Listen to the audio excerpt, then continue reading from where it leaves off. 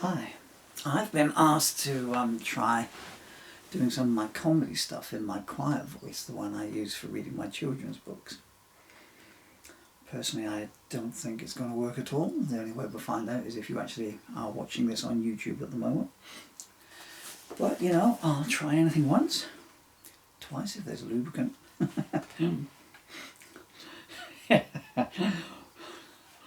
Who had 8 seconds on the book for the first ad-lib? Anyway, so, unlikely history of the world to New Zealand. This is going to be so difficult to do it. New Zealand is a sovereign island country in the southwestern Pacific Ocean. Not that you can buy much for a sovereign these days. The country geographically comprises 2 main landmasses, the North Island and the South Island, unless you've fallen over when it comprises the East Island and the West Island. New Zealand also consists of around 600 smaller islands, 600 being a round number.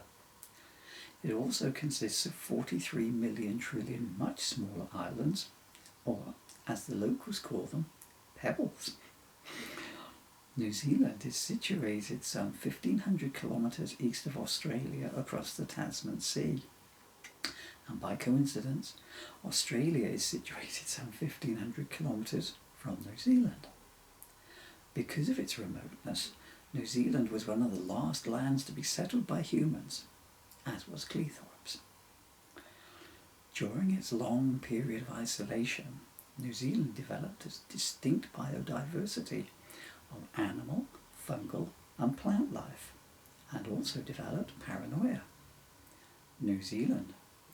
Why hasn't anyone settled me yet?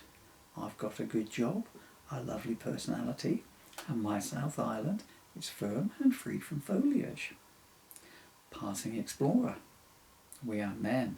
We don't go down the southern hemisphere unless we absolutely have to.